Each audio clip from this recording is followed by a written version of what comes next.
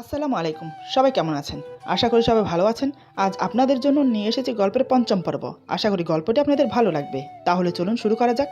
এদিকে দীপা আমাকে হাঁ করে তাকিয়ে থাকতে দেখে বলে, কি হলো, আপনি এমন করে তাকিয়ে আছেন কেন? মনে হচ্ছে আমাকে এখনই গিলে খাবেন। ওর মুখ থেকে কথাটা শেষ হতেই হঠাৎ আমি ওর হাত ধরে টেনে বিছানার উপর ফেলে দেই।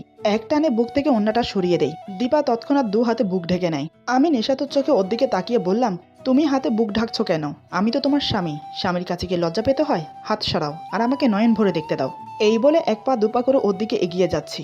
দীপা বলে, এই আপনি এসব কি বলছেন? আপনার মাথা ঠিক আছে তো, নাকি আবার আপনার মাথার সবকিছু আওলা ঝাওলা হয়ে গেছে? আমি বললাম, আমি বলছি হাত সরাও। দীপা বলে, একদম কাছে আসবেন না। আর আমি হাত সরাবো কেন? আমি আপনাকে আগেও বলেছি, এখন আবার বলছি, আমি আপনাকে স্বামী হিসেবে কখনো মেনে নেব না। জোর করে কাউকে বিয়ে করলে তার স্বামী হওয়া যায় না। স্বামী হতে যোগ্যতা লাগে, যেটা আপনার মাঝে নেই। তাই বলছি, আমাকে ছেড়ে দিন। আমি বললাম, তুমি আমাকে স্বামী হিসেবে মানো আর না মানো, তাতে আমার কিছু যায় আসে না। আমি তোমাকে বিয়ে করেছি, এতটুকুই ব্যাস। তুমি আমাকে স্বামীর অধিকার দিলে কি দিলে না, তার তোয়াক্কা আমি করি না। আমি যখন যা চাইবো, যা বলবো, তুমি ঠিক তাই তাই করবে, আর আমাকে জ্ঞান দিতে আসবে না। এখনো বলছি, হাত সরাও। দীপা বলে, না, আমি হাত সরাবো না। কি করবেন আপনি? আমি আপনাকে ভয় পাই না, মোটেও না। আমি বললাম, দেখো দীপা, আমার ধৈর্যের বাঁধ ভেঙো না, তাহলে কিন্তু তোমাকে পস্তাতে হবে। দীপা বলে, কেন, কি করবেন আপনি? আমি বললাম, আমি কি করতে পারি আর না করতে পারি সেই কৈফত আমি তোমাকে দেব না।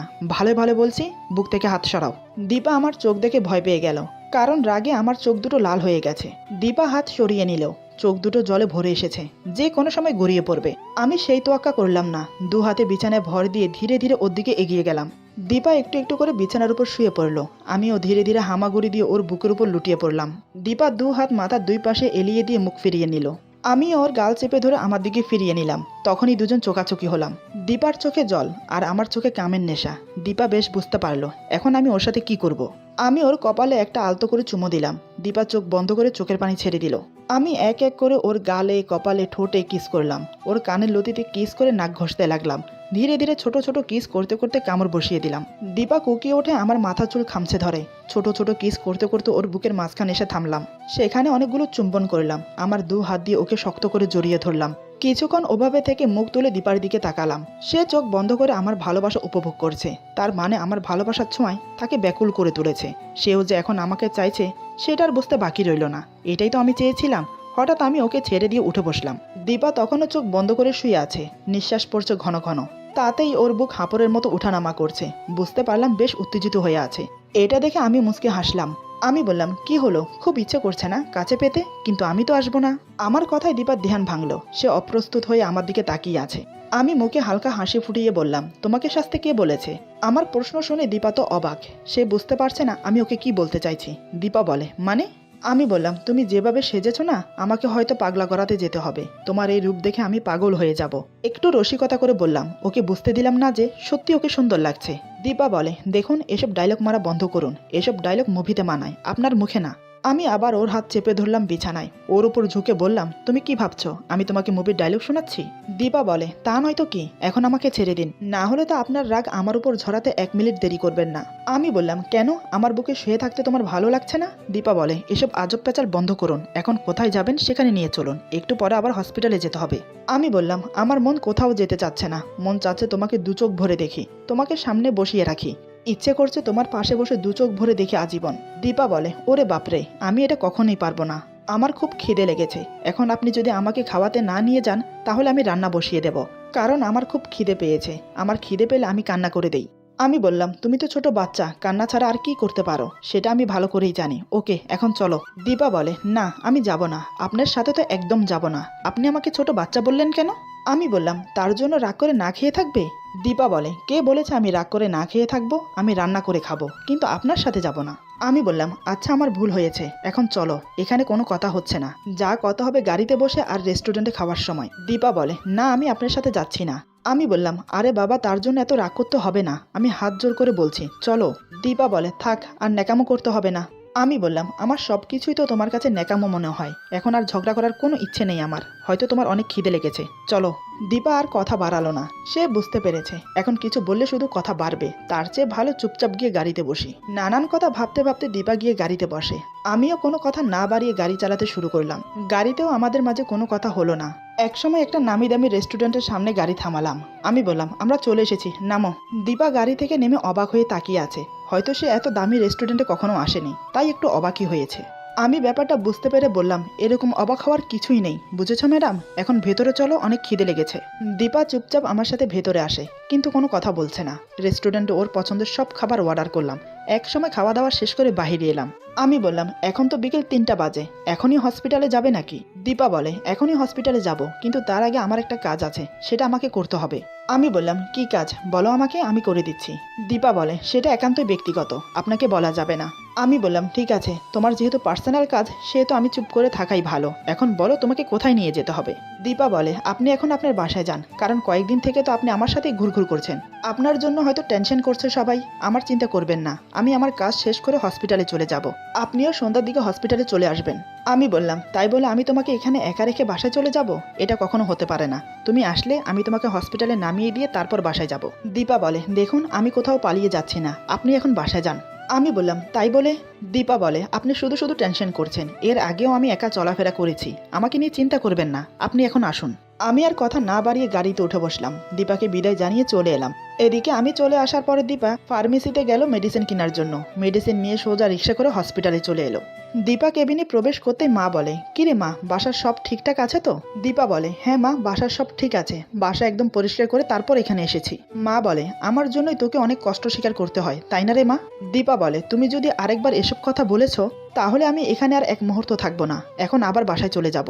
মা বলে, আচ্ছা অনেক হয়েছে, এত রাগ করে লাভ নেই, ডক্টর এসে বলে গিয়েছিল মিলনকে নাকি কালকে রিলিজ দিয়ে দেবে। দীপা বলে, কিন্তু মা, হসপিটালে তো কিছু টাকা বাকি আছে, সেটা দেওয়া হয়নি। মা বলে, সে টাকা একটু পরে দিলেও হবে। দীপা বলে, ও আচ্ছা। তারপর মা আর ভাইয়ের সাথে কথা বলতে বলতে সন্ধ্যা হয়ে গেল। এদিকে দীপার মন পড়ে আছে আমার কাছে। সে বারবার কেবিনের দরজার দিকে তাকাচ্ছে, কারণ সে বলেছিল আমাকে সন্ধ্যার দিকে যেতে, কিন্তু আমি এখনো আসিনি। দীপা মাকে বলে, মা আমি একটু আসছি। মা বলে, এখন আবার কই যাবি? দীপা বলে, কোথাও না, বাইরে যাব আর আসবো। মা বলে, ওকে, তাড়াতাড়ি আয়। ওকে বলে দীপা বেরিয়ে এলো। সে বাইরে এসে আমার গাড়ি কোথাও দাঁড়ানো আছে কিনা সেটা চেক করলো, কিন্তু না, আমার গাড়ি কোথাও দেখতে পেল না। দীপা মনে মনে বলে, তার মানে উনি এখনো আসেনি, ওনার তো আসার কথা ছিল, কিন্তু আসলো না কেন? ওনার আবার কিছু হলো না তো? কিন্তু আমার এমন লাগছে কেন? আমি তো ওনাকে স্বামী হিসেবে মেনে নেইনি, তাহলে বারবার ওনার কথা মনে পড়ছে কেন? তারপরও দীপার মন মানছে না, তাই সে হসপিটাল থেকে বেরিয়ে রাস্তায় এসে দেখতে লাগলো আশেপাশে কোথাও আমার গাড়ি দেখা যায় কিনা।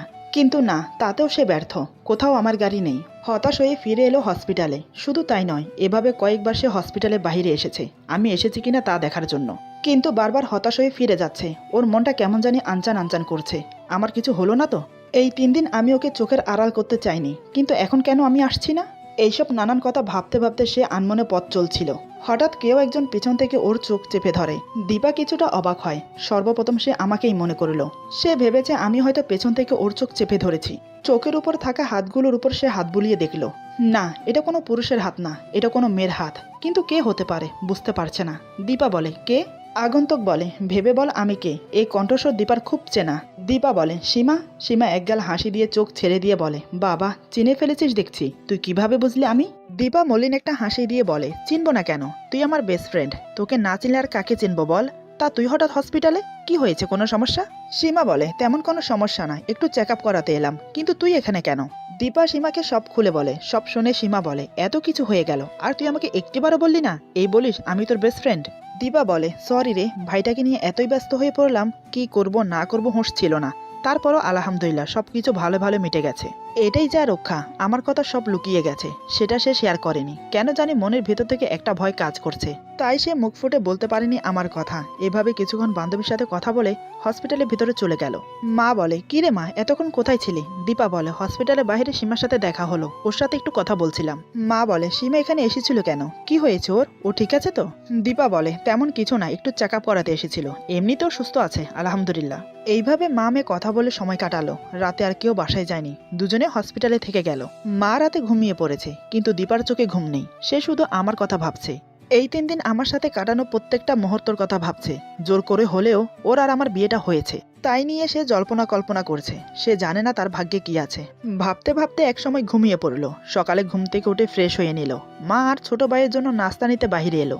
বাইরে এসে প্রথমে আমার গাড়ি চেক করলো, আমি এসেছি কিনা সেটাই দেখতে চাইছিল, কিন্তু না, আমি এখনো আসিনি।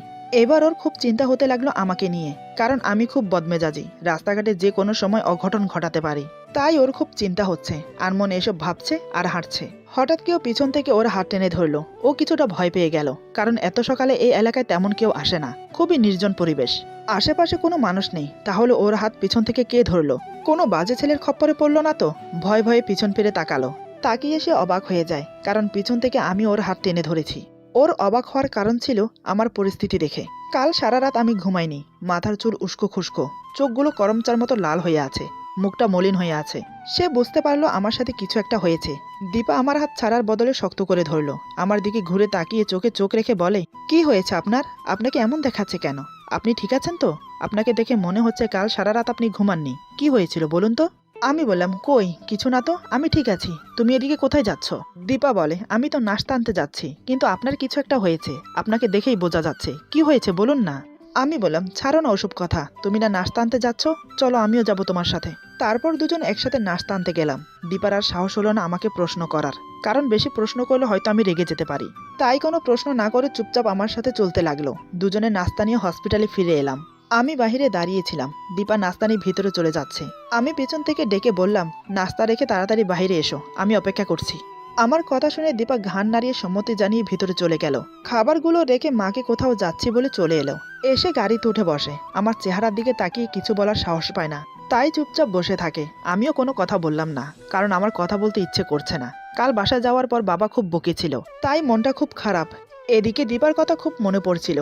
জানি না কোন এক অমুক টানে ওর সঙ্গ পেতে ইচ্ছে করে, ওকে দেখতে ইচ্ছে করে, ওকে ছুতে ইচ্ছে করে। মন চায় সারাক্ষণ ওকে নিজের পাশে নিজের সাথে রাখি। এর নাম কি ভালোবাসা? এটাকে কি বলে ভালোবাসা? তাহলে কি আমি দীপাকে ভালোবেসে ফেলেছি? না, এটা তো কখনোই সম্ভব না।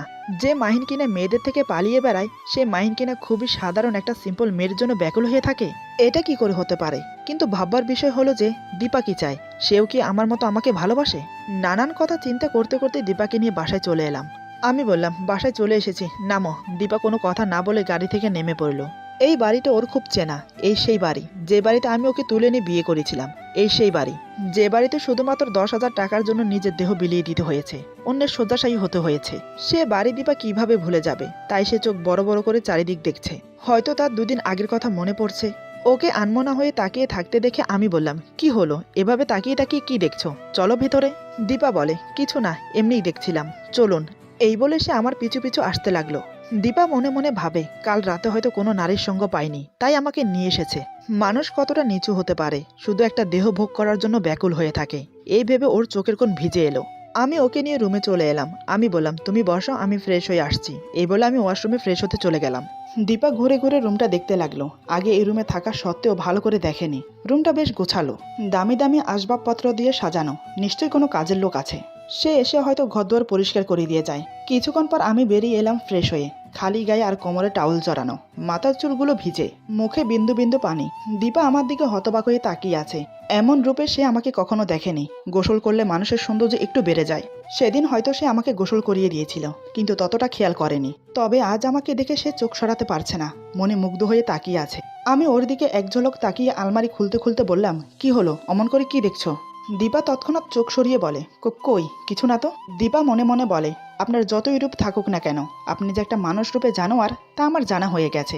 এই তো একটু পরে ঝাঁপিয়ে পড়বেন আমার উপর, নিজের চাহিদা পূরণ করার জন্য। তার জন্যই তো আমাকে নিয়ে এসেছেন। যার নেশা কিনা মেয়েদের সঙ্গ, তার থেকে অন্তত অন্য কিছু আশা করা যায় না। আমি কাপড় পরে দীপাকে বললাম, ওখানে দাঁড়িয়ে না থেকে বিছানায় উঠে বসো। এই কথা শুনে দীপার মনের ভেতর টিপ টিপ করে উঠল, কারণ সে যে আমার ভোগের পাত্রী হতে চলেছে এখন। দীপা ভয়ে ভয়ে বলে, বিছানে উঠে বসবো কেন, আমি এখানে ঠিক আছি। আমি বললাম, বিছানে উঠে বসতে সমস্যা কোথায়? দীপা বলে, কেন বলুন তো, আপনার মতলব কি? আমি বললাম, মতলব কি মানে? দীপা বলে, আমি বেশ বুঝতে পারছি আপনি কি চাইছেন। দেখুন, আমি ওইসব কিছু করতে পারবো না। আমি অবাক হয়ে বললাম, ওইসব মানে কি বলতে চাইছো? দীপা বলে, ওইসব মানে আপনি বুঝেন না, যার জন্য আপনি আমাকে বিয়ে করেছেন, এজন্য কি আপনি আমাকে হসপিটাল থেকে নিয়ে এসেছেন? দেখুন, আমি আপনার ওইটা সহ করতে পারি না, তাই বলছি আমাকে আবার হসপিটালে দিয়ে আসুন। আমি বললাম, তুমি সবসময় ওইসব নিয়ে পড়ে থাকো কেন? আমি তোমাকে বিছানায় উঠে বসতে বলেছি, নিশ্চয়ই কোনো কারণ ছিল। বিছানায় উঠে বসলে যে আমি তোমার সাথে শারীরিক মিলন করব তা কিন্তু নয়। ওইটা করার হলে বিছানা ছাড়াও করতে পারি, দেখবে নাকি, করে দেখাবো? দীপা বলে, এই একদম না, আমি ওইসব করার জন্য একদম প্রস্তুত না। এমনি আমার মেজাজটা খুব খারাপ ছিল বাবার বকা খেয়ে, এখন ওর কথা শুনে আরও মেজাজ খারাপ হয়ে গেল। ও সবসময় নেগেটিভ ভাবে কেন? পজিটিভ কিছু কি ওর মাথায় আসে না? নিজের রাগটা আর কন্ট্রোল করতে পারলাম না। ওর সামনে গিয়ে কষে একটা থাপ্পড় মারলাম। দীপা তাল সামালতে না পেরে পড়ে যায়। থাপ্পড়টা আমি খুব জোরেই মেরেছি, যার ফলে হাতের 5 আঙ্গুলের ছাপ বসে গেছে। ধীরে ধীরে গালের অংশটা লাল হতে হতে কালো হয়ে গেল। থাপ্পড় মারার জায়গায় রক্ত জমাট বেঁধে গেল। ওকে থাপ্পড় মারার পর আমার হাতটা ব্যথা টনটন করে উঠল। আমি রাগে হিতাহিত জ্ঞান শূন্য হয়ে গেছি। আমি দীপার বাহু শক্ত করে চেপে ধরে বললাম, কি ভাবো নিজেকে আর কি ভাবো আমাকে? নারী আসক্ত পুরুষ, তুমি একটু নিজে ভেবে দেখো তো, তোমার কোনো যোগ্যতা আছে আমার বউ হবার? তারপরও তুমি আমার বউ হয়েছ, এটা তোমার সৌভাগ্য বলে মনে করো। আমি বলেছি যখন যা বলবো তখন তাই শুনবে, আমার কাছে কৈফিয়ত চাইবে না। আমি কাউকে কৈফিয়ত দিয়ে চলি না। বারবার বলেছি আমি আমার রাগ কন্ট্রোল করতে পারি না, তারপরও তুমি বারবার আমার রাগ উঠিয়ে দাও, কেন এমন করো তুমি? এই বলে হাতের ঝাটকা দিয়ে ওকে ফেলে দিলাম আবার। দীপা আবারও মেঝেতে লুটিয়ে পড়ে। সে অঝরে কাঁদছে। আমার থাপ্পড়ে যতটা না ব্যথা পেয়েছে তার চেয়ে দ্বিগুণ আঘাত পেয়েছে আমার কথায়। আমি বললাম, যাও বিছানায় উঠে বসো। এবারের কথায় কাজ হলো। দীপা চুপচাপ উঠে বিছানায় বসে। আমি বললাম, প্রথমবার কথাটা শুনলে হয়তো থাপ্পড়টা খেতে না। দীপা তখনও চুপচাপ কেঁদে যাচ্ছে। আমি কিছু না বলে চুপচাপ ওর পাশে গিয়ে বসলাম। কিছুক্ষণ ওর দিকে তাকিয়ে রইলাম। আমি বললাম, পাগুলো একটু লম্বা করে বসো। দীপা আমার কথা মতো পাগুলো লম্বা করে বসলো।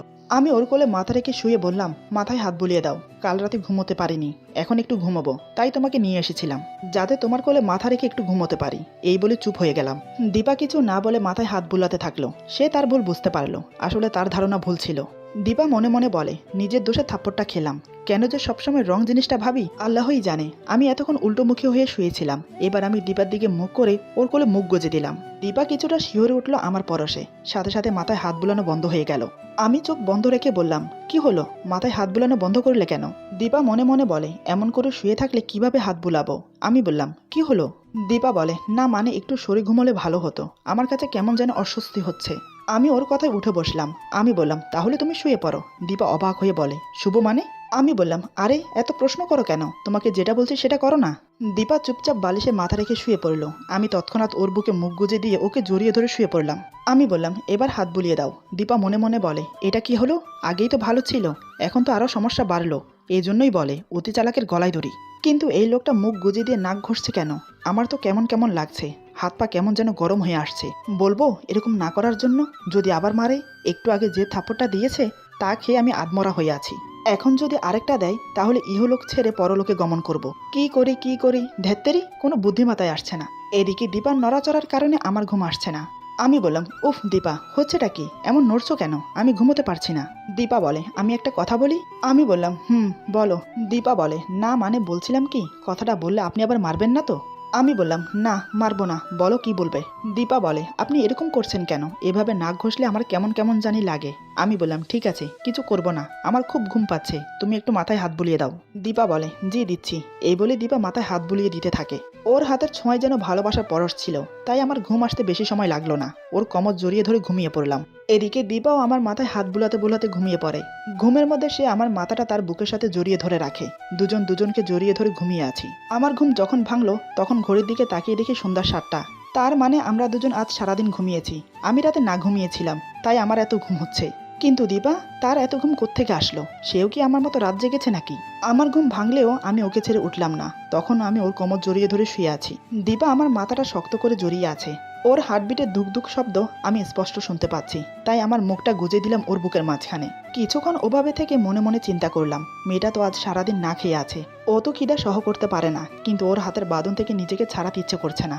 ভাবলাম নিজে থেকে না উঠে ওকে ডাকি। আমি বললাম, দীপা, এই দীপা, সন্ধ্যা হয়ে গেছে, কিন্তু কোনো সাড়া নেই। সে গভীর ঘুমে মগ্ন। এইবার আমি একটু জোরেই ডাকলাম, দীপা, এই দীপা, দেখো সন্ধ্যা হয়ে গেছে, এখন আমাদের ওঠা উচিত। দীপা নড়ে চড়ে ওঠে, কিন্তু চোখ খোলে না। সে আমাকে আরো শক্ত করে জড়িয়ে ধরে বলে, আরে মা, ডাকছো কেন? আর একটু ঘুমাই না? কাল রাতে একটু ঘুমাতে পারিনি। ওর কথা শুনে তো আমি অবাক। কাল রাতে ঘুমোতে পারিনি মানে? আমিও প্রশ্ন করলাম, কেন ঘুমোতে পারোনি? দীপা চোখ বন্ধ রেখে বিড়বিড় করে বলে, হসপিটালে কেউ ঘুমোতে পারে? তাছাড়া কাল রাতে ওনার কথা খুব মনে পড়ছিল। উনি আসবে বলেও আসেনি, টেনশন হচ্ছিল খুব। ওর মুখে এই কথা শুনে আমার মুখে খুশির হাসি। তার মানে সে আমাকে নিয়ে ভাবে। আর এটাও বুঝতে পারলাম ও ঘুমের ঘরে বকবক করছে, তাহলে এই অভ্যাসটাও আছে। হঠাৎ দীপা আবার বলে ওঠে, মা, এই নরম কোলবালিশটা কোথায় পেলে? কি আরাম জড়িয়ে ধরে ঘুমোতে। এবার আমি না হেসে পারলাম না, জোরে হেসে উঠলাম। আমার হাসির শব্দে দীপার ঘুমের রেশ কেটে গেল। চোখ খুলে দেখে সে আমাকে জড়িয়ে আছে আর আমি হাসছি। তৎক্ষণাৎ সে আমাকে ছেড়ে দিয়ে বলে, আপনি এখানে কেন? কিন্তু আমি তখন ওর কোমর জড়িয়ে ধরে ওর বুকের মাঝে শুয়ে হেসে চলেছি। দীপা অবাক হয়ে তাকিয়ে আছে আমার দিকে। সে বুঝতে পারছে না আমি কেন হাসছি। আমি হাসি থামিয়ে বললাম, তুমি যে ঘুমের মাঝেও বকবক করো আমি তো জানতাম না। দীপা অবাক হয়ে ভাবে, এই রে, ঘুমের মাঝে কোনো উল্টাপাল্টা কিছু বলে দিলাম নাকি, যার জন্য উনি এমন হাসছে। দীপা আমতা আমতা করে বলে, কি কি বলেছি আমি? আমি বললাম, সেটা না হয় পরে বলছি, কিন্তু এখন আমি তোমাকে। এই বলে আমি হঠাৎ ওর সাথে যা করলাম তার জন্য ও একদম প্রস্তুত ছিল না। ভাবতে পারিনি আমি এমনটা করব। হঠাৎ আমি মাঝে মাঝে এমন কেন করি সেটাও কখনোই বুঝতে পারে না। এরপর যা হলো, আজকের গল্প এখানে সমাপ্ত। গল্পের বাকি অংশ পেয়ে যাবেন আগামী পর্বে। সবাই ভালো থাকবেন, সুস্থ থাকবেন, আল্লাহ হাফেজ।